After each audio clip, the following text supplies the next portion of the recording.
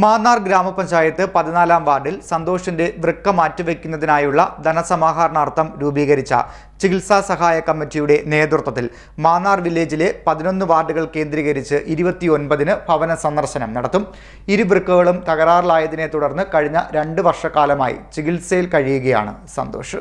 മാന്നാർ ഗ്രാമപഞ്ചായത്ത് 14-ാം വാർഡിൽ കിഴക്കേക്കാട്ടിൽ മോഹനന്റെയും തങ്കമണിയുടെയും മകൻ സന്തോഷ് എന്ന 43-കാരന്റെ വൃക്ക മാറ്റിവെക്കുന്നതിനായുള്ള ധനസമാഹരണാർത്ഥം രൂപീകരിച്ച ചികിത്സാ സഹായ കമ്മിറ്റിയുടെ നേതൃത്വത്തിൽ മാന്നാർ വില്ലേജിലെ 11 വാർഡുകൾ കേന്ദ്രീകരിച്ച് 29-ാം തീയതി ഭവന സന്ദർശനം നടത്തുമെന്ന് ഭാരവാഹികൾ വാർത്താസമ്മേളനത്തിൽ അറിയിച്ചു. 14-ാം വാർഡിൽ കൊളഞ്ഞിക്കാരഴി കിഴക്കേക്കാട്ടി കോളനിയിലെ ഒരു നിർധന കുടുംബാംഗമായ തങ്കമണി ചേച്ചിയുടെയും മോഹൻ ചേട്ടന്റെയും മകൻ സന്തോഷ് കുമാർ 43 വയസ്സാണ്.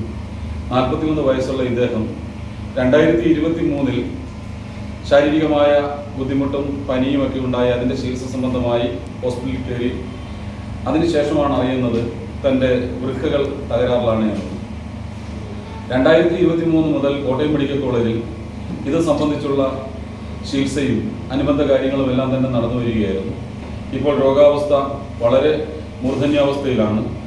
പഠിക്കുന്ന 2 മക്കളും നിർധനന്മാരായ മാതാപിതാക്കളും ഭാര്യയും അടങ്ങുന്ന ഇദ്ദേഹത്തിൻ്റെ കുടുംബം, +2 വിദ്യാർത്ഥിയായ ഒരു കുട്ടിയും 10ാം ക്ലാസ് വിദ്യാർത്ഥിയായ 2 കുട്ടികളാണ് ഇവർക്കുള്ളത്. നാട്ടിലെ സുമനസ്സുകളുടെ എല്ലാം കാരുണ്യവും കരുണയും കൊണ്ടാണ് നാളിതുവരെയുള്ള ഡയാലിസിസും മറ്റ് ചികിത്സാ കാര്യങ്ങളും നടന്നു പോയിക്കൊണ്ടിരുന്നത്.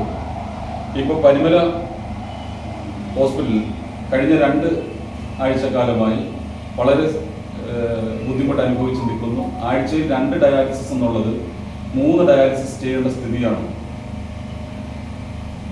വൃക്ക മാറ്റിവെക്കുക എന്നുള്ളതല്ലാതെ മറ്റ് യാതൊരു മാർഗവും ഇദ്ദേഹത്തിൻ്റെ ജീവനും ആരോഗ്യവും സംരക്ഷിക്കാനില്ല എന്നാണ് ഡോക്ടർമാർ കണ്ടെത്തിയിരിക്കുന്നത്.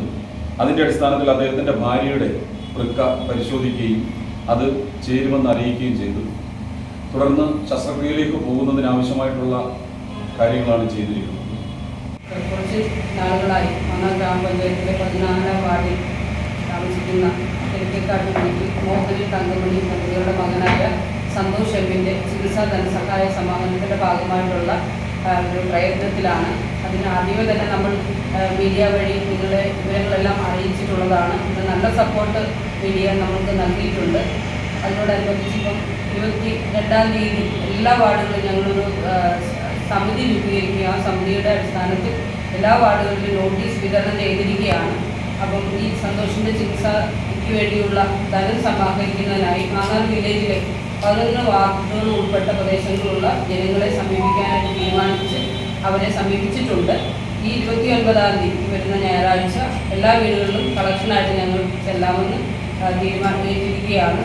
തീർച്ചയായിട്ടും എല്ലാ ജനങ്ങളും ഈ സന്തോഷിൻ്റെ ചികിത്സയുമായി ബന്ധപ്പെട്ട് സന്തോഷിൻ്റെ അസുഖ വിവരങ്ങൾ എല്ലാവർക്കും ഇപ്പോൾ വ്യക്തമായിട്ട് മനസ്സിലായിട്ടുണ്ട്. തീർച്ചയായിട്ടും എല്ലാവരും നല്ല രീതിയിൽ സപ്പോർട്ട് ചെയ്യും എന്നുള്ളൊരു പ്രതീക്ഷയിലാണ് ഞങ്ങൾ നിൽക്കുന്നത്. ഇരുവൃക്കകളും തകരാറിലായതിനെ തുടർന്ന് കഴിഞ്ഞ 2 വർഷക്കാലമായി ചികിത്സയിൽ കഴിയുന്ന സന്തോഷിന് ഭാര്യ സൗമ്യ വൃക്ക നൽകുമെങ്കിലും ശസ്ത്രക്രിയയ്ക്കും ചികിത്സാ ചെലവിനുമായി 20 ലക്ഷത്തിലധികം രൂപ വേണ്ടിവരും. ഇത് നിർധന കുടുംബത്തിന് താങ്ങാൻ പറ്റാതെ വന്നതോടെയാണ് വിവിധ രാഷ്ട്രീയ സാമൂഹ്യ മേഖലയിലെ നേതാക്കളും ജനപ്രതിനിധികളും ചേർന്ന് ചികിത്സാ സഹായ കമ്മിറ്റിക്ക് രൂപം നൽകിയത്.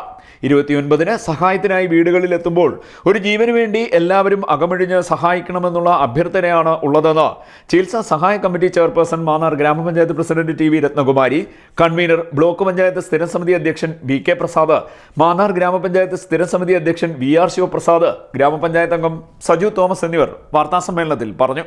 CDNet news Mannar.